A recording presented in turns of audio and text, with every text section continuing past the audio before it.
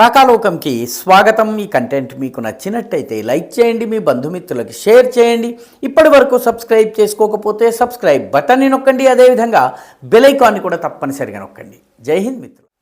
జమ్మూ కాశ్మీర్లో ఉగ్రవాదాన్ని కూకటి వేళ్లతో పెకలించి వేయాలంటే ఉగ్రవాదుల కోసం జమ్మూ కాశ్మీర్లోని వివిధ గ్రామాల్లో, పట్టణాల్లో, ప్రభుత్వం యొక్క కార్యాలయాల్లో, వివిధ ప్రభుత్వ విభాగాల్లో, కాలేజీల్లో, యూనివర్సిటీల్లో ఉన్నటువంటి ఉగ్రవాదుల సపోర్ట్ సిస్టమ్, వాళ్ళకు ఆక్సిజన్ని, ఆహారాన్ని అందజేసేటటువంటి ఆయుధాల్ని, సదుపాయాల్ని కలగజేసేటటువంటి ఓవర్ గ్రౌండ్ నెట్వర్క్ ఏదైతే ఉందో దానిని ముందు డెమాలిష్ చేయాల్సినటువంటి అవసరం ఉంది. ఆర్టికల్ 370 2019లో తొలగిపోవచ్చును. ఆ తర్వాత జమ్మూ కాశ్మీర్ని ఒక యూనియన్ టెరిటరీగా మార్చి ఉండవచ్చును.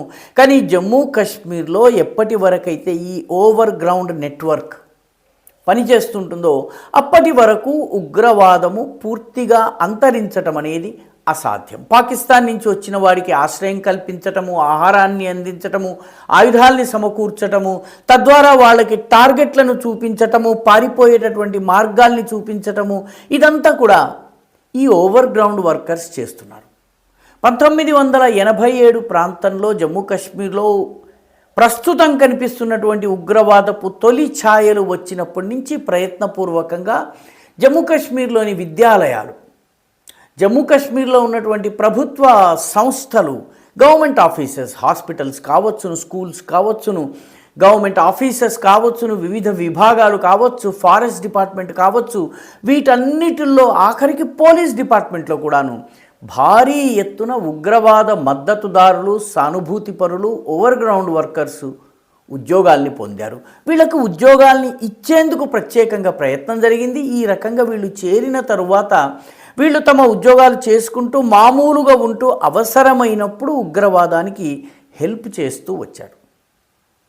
ఈ నెట్వర్క్ ఏదైతే ఉందో ఇది చాలా పవర్ఫుల్ నెట్వర్క్ కావడం వల్ల వీళ్ళకి పాకిస్తాన్ తోటి, జమ్మూ కాశ్మీర్లో పనిచేసే ఉగ్రవాద సంస్థలతో సంబంధాలు ఉండడం వల్ల ఉగ్రవాదులకు వీళ్ళు సహాయకారులుగా పనిచేస్తూ వచ్చారు. ఈ ఓవర్ గ్రౌండ్ నెట్వర్క్ని డెమాలిష్ చేసే పని 2019లో ఆర్టికల్ 370ని తొలగించిన తరువాత భారత ప్రభుత్వం చేపట్టింది. రాజ్యాంగంలో ఉన్నటువంటి సెక్షన్ 311(2)(c) ప్రకారం దేశ వ్యతిరేక కార్యకలాపాలకు పాల్పడే వాళ్ళను ఎలాంటి దర్యాప్తు లేకుండా ఉద్యోగాల నుంచి తొలగించవచ్చు. ఈ సెక్షన్ 311(2)(c)ని ఉపయోగించుకుని 2021 నుంచి ఈ ఏరివేతను వేగవంతం చేశారు. జమ్మూ కాశ్మీర్లో తాజాగా జనవరి 14వ తారీఖున 5 వ్యక్తుల్ని, ప్రభుత్వ ఉద్యోగాల్లో ఉన్నటువంటి వ్యక్తుల్ని ఓవర్ గ్రౌండ్ వర్కర్స్గా ఇస్లామిక్ ఉగ్రవాద సంస్థలైనటువంటి లష్కర్కి, హిజ్బుల్ ముజాహిదీన్కి, జైష్ ముహమ్మద్కి పనిచేస్తున్నటువంటి వాళ్ళని గుర్తించి వాళ్లను ప్రభుత్వ ఉద్యోగాల నుంచి బర్తరఫ్ చేశారు. అంటే ఇక వాళ్ళకి మళ్ళీ ఉద్యోగం రాదన్నమాట. ఇప్పటికే వాళ్ళందరూ అరెస్ట్ అయి ఉన్నారు. వాళ్ళ మీద చర్యలు జరుగుతాయి, తర్వాత వాళ్ళకి శిక్షలు పడతాయి. పడ్డ తర్వాత జైలు శిక్ష కూడా వాళ్ళు అనుభవిస్తారు. వాళ్ళ శిక్ష యొక్క తీవ్రతను బట్టి వాళ్ళకి శిక్షలు పడతాయి. ఈ 5 మహమ్మద్ ఇషాక్, తారిఖ్ అహ్మద్ రాహ్, అదేవిధంగా బషీర్ అహ్మద్ మీర్, ఫరూక్ అహ్మద్ భట్, మహమ్మద్ యూసుఫ్, ఈ 5 కథలు వింటే చాలా ఆశ్చర్యం కలుగుతుంది. మహమ్మద్ ఇష్ఫాక్ టీచర్గా పనిచేస్తున్నాడు. 2022లో అరెస్ట్ అయ్యాడు. కానీ ఇతను అంతకు అనేక సంవత్సరాల ముందే టీచర్గా రిక్రూట్ అయ్యాడు. టీచర్గా రిక్రూట్ అయ్యి ఉద్యోగం చేస్తూ విద్యార్థుల్లో రాడికల్ భావాలని, ఇస్లామిక్ ఉగ్రవాదాన్ని పెంచి పోషించటము, పాకిస్తాన్కు వాళ్ళు వెళ్ళి శిక్షణ పొందేలా చేయటం, ఇది చేయటమే కాకుండా హిజ్బుల్ ముజాహిదీన్కి సంబంధించినటువంటి, లష్కరే తోయబాకి సంబంధించినటువంటి ఒక కీలక ఉగ్రవాది ఉన్నాడు, అబూ ఖులైబ్ అతని పేరు. ఈ అబూ ఖులైబ్తో కలిసి పనిచేస్తున్నాడు. ఆయన తాలూకు ఆయుధాలు ఇంట్లో దొరికాయి. 2వ వ్యక్తి అయినటువంటి తారిక్ అహ్మద్ రాహ్, ఇతను ఒక చిన్న ఉద్యోగం చేసుకుంటూ ఉన్నాడు, లేబర్ డిపార్ట్మెంట్లో పనిచేస్తున్నాడు. ఇతను అమీన్ బాబా అనేటటువంటి హిజ్బుల్ ఇస్లామీకి చెందినటువంటి, ఒక హిజ్బుల్ ముజాహిదీన్కి చెందినటువంటి ఒక ఉగ్రవాద కమాండర్ను కశ్మీర్ నుంచి పాకిస్తాన్కి పారిపోయేలా సహకరించాడు. అంటే ఒక ఉగ్రవాది దేశం దాటి వెళ్ళడానికి సహకరించాడు ఈ తారిక్ అహ్మద్ రార్. ఫారూక్ అహ్మద్ భట్ అనేటటువంటి వ్యక్తి, ఇతను ఫారెస్ట్ డిపార్ట్మెంట్లో పనిచేస్తున్నాడు, కానీ కొంతకాలం ఒక ఎమ్మెల్యే గారి కింద ఆయన పర్సనల్ అసిస్టెంట్గా పనిచేశారు. ఎమ్మెల్యేకి తెలియకుండా, ఇప్పుడు ఆ ఎమ్మెల్యే లేడు, ఇప్పుడు అక్కడ ఆయన ఎక్స్ ఎమ్మెల్యే గారికి తెలియకుండా ఈ అమీన్ బాబా అనేటటువంటి హిజ్బుల్ ముజాహిదీన్ ఉగ్రవాదిని ఎమ్మెల్యే గారి వాహనంలో దేశం దాటించే సరిహద్దు దాకా తీసుకెళ్ళటము, అక్కడి నుంచి అతను దేశం దాటడంలో తారిక్ అహ్మద్ రాకి సహకరించాడు.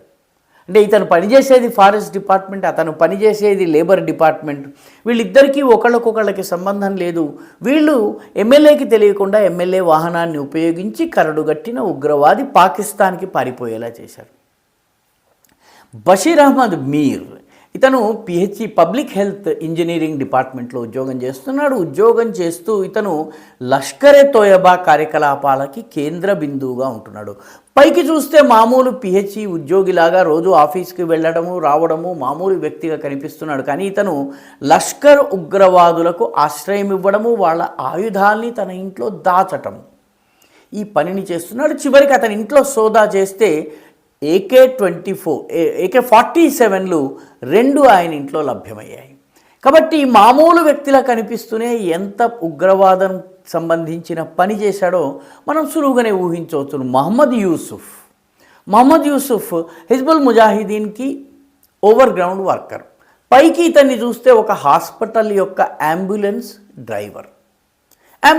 డ్రైవర్ కాబట్టి ఇతను తన అంబులెన్స్ని ఏ పనికి ఉపయోగిస్తున్నాడో, అందులో ఎవరిని క్యారీ చేస్తున్నాడో, ఉగ్రవాదిని హాయిగా పడుకోబెట్టి ఒక మంచి బెడ్ మీద పడుకోబెట్టి పైన హారను మోగిస్తూ అంబులెన్స్ అని చెప్పి మొత్తం దారిని క్లియర్ చేసి తీసుకెళ్ళి అతన్ని దేశాన్ని దాటిస్తున్నాడా?